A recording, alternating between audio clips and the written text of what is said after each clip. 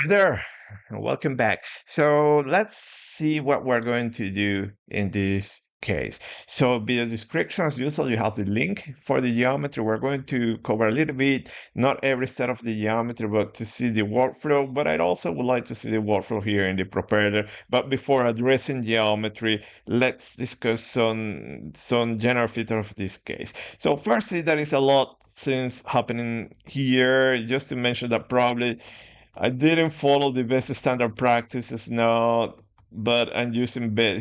If you measure this one, this is a very small edge. So have an idea that then when we move to the geometry, there will be some issues, no small dimensions. So it's better to work in large dimension or to scale sense, just to stress that. But from the rest, it's a nice geometry. We can identify easily a lot of sharp angles. See that you have this one. So in previous videos, we saw that sometimes capturing this is difficult. So it's better to split the body into different surfaces and so on. So we're going to study that. So here we have the slides, and I would like to cover this case before moving into geometry, what we're going to do. So basically, this is what we have. We have a mesh around our boat, and then we have region and free surface refinement. Okay, here let's make the hypothesis that when we run the simulation, we have the free surface. So it's important to solve that. So I'm going to show you a small trick that we have in blockMesh to do that. But basically, this is what we have. We have a plane here. This plane is at the surface level as a free surface, the initialization. Then here we added this kind of geometry trapezoid to capture. Now here you have the wave and so on, and then another region around the world. So pretty much what we have done. Also to mention that this region also that you have there, you can make it a little bit larger and use the technique that we show in tutorial 2, the airfoil that you can do in the background mesh, use local refinement to resolve better the surface, because in this case you will see that we're going to use large values for surface refinement, which generally speaking I don't recommend. So pretty much this is what we have, the mesh, quite nice mesh, visually speaking. The first test, everything is okay. Look at the refinement regions and so on. You can add your boundary layer. It's a very nice when you have all the maximum values in the surface, very nice mesh. So it's quite easy to add the boundary layer. You're not going to see much problems. Probably it is very difficult to go wall resolving. Okay, well, probably no, it's difficult to go, but you can do it, but you will need very fine meshes.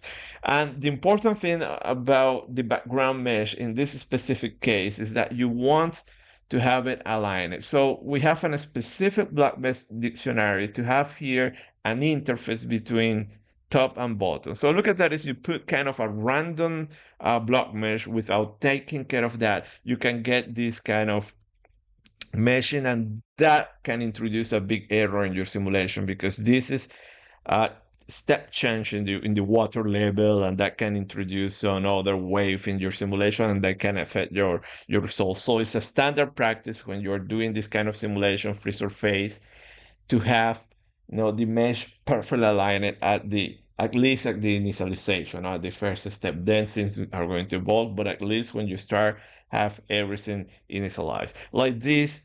Okay, we see this dependence in the physics. Many other kind of problems will have something similar, but it's not dependent on the surface. Can be turbulence, can be combustion, reactions, and so on. So understand your physics to know if you have these specific requirements. So we're going to see how to do this, but basically what we do is now we take the blockMesh that we haven't talked much about. That we have our template, but also we need to prepare some videos regarding blockMesh, because it's straightforward. But then here, instead it's a straightforward, but you will see that it will get a little bit complicated. Why? Because now we create two blocks, block 1, block 2, or block 0 and 1, and then this is the interface between the two blocks.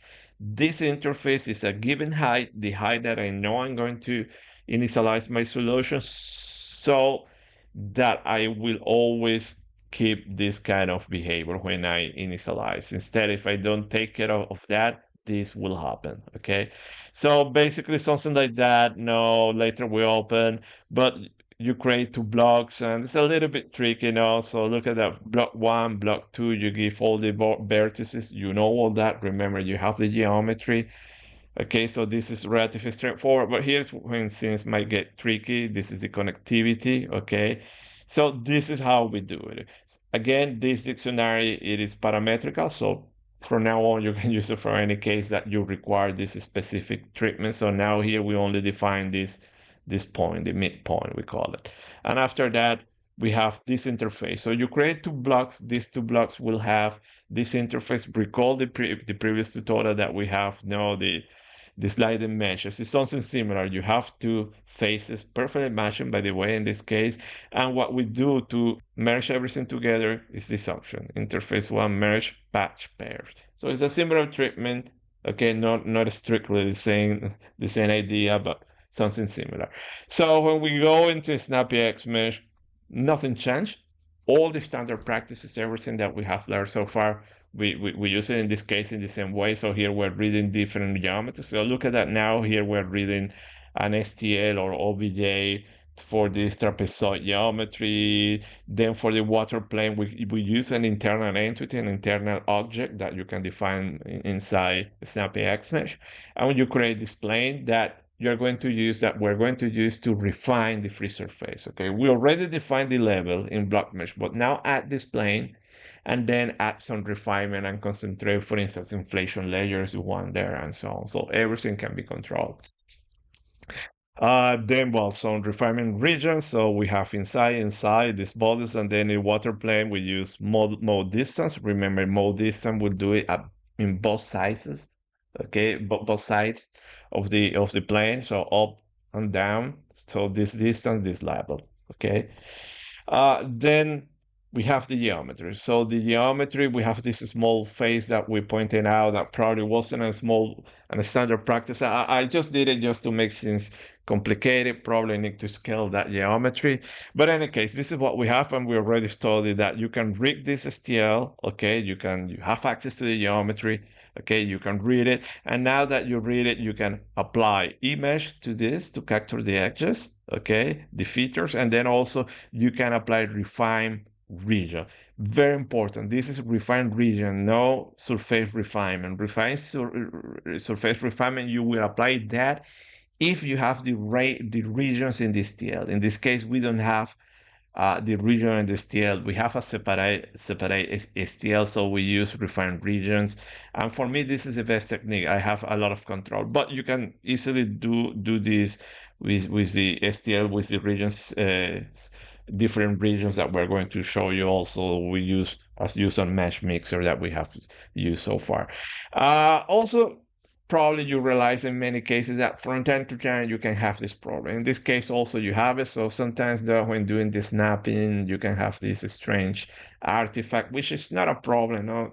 As I say, you need to learn how to live with this small imperfections. So for me, they are small, unless it is something larger, will affect your solution. Like in this case, later we're going to see that there is a small issue, but it's not a problem.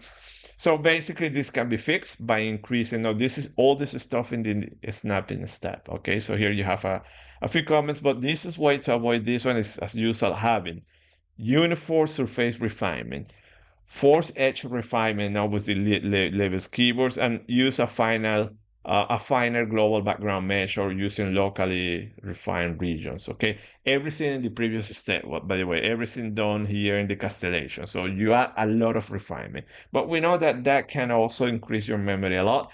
So in this snapping step, we can focus now keeping, let's say, cell count low.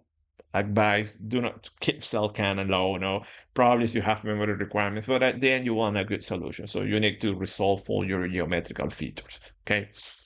But in any case, here you can play with these options. So here the snap control. So my general advice, these are my default values, and they work well most of the time. It is okay.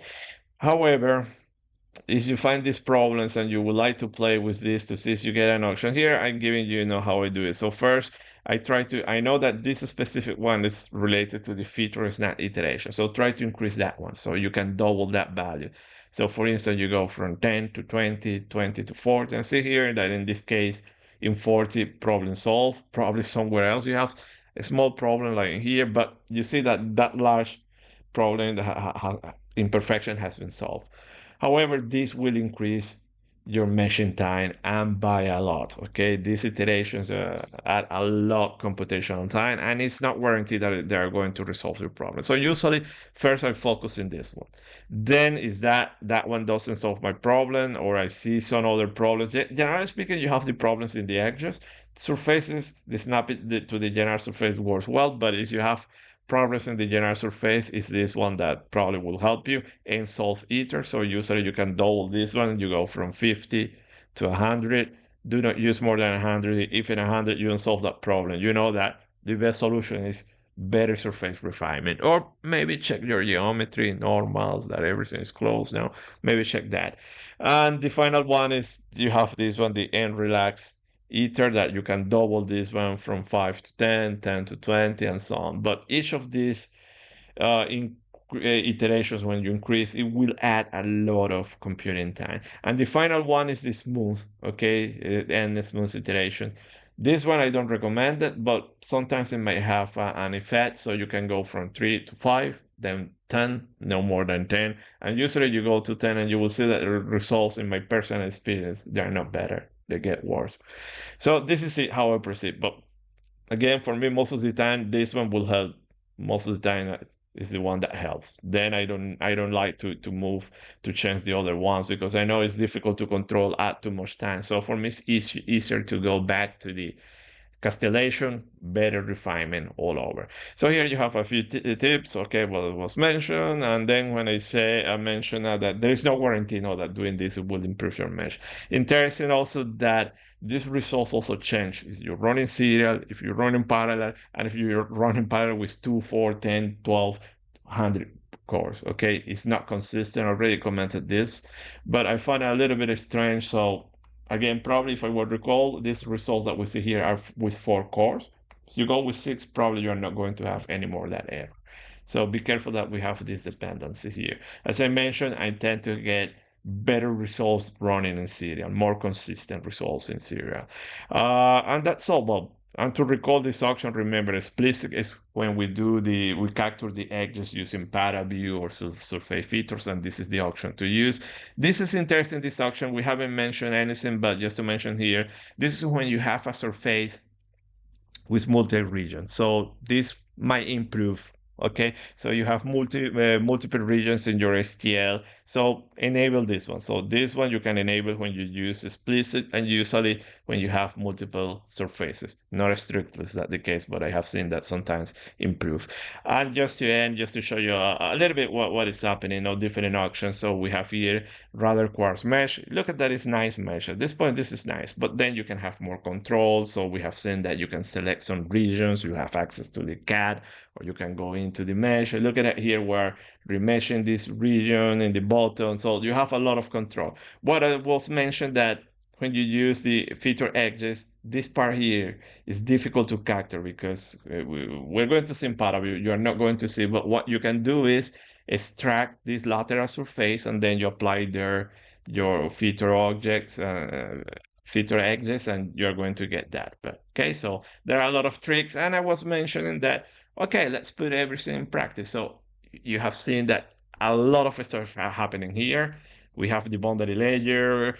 If you get the uniform surface refinement, it will be relatively easy to add it with no problem. Well, now let's put things into motion. Okay, so here we have this nice propeller, nothing changed. So the largest case of level of complexity, we have it here.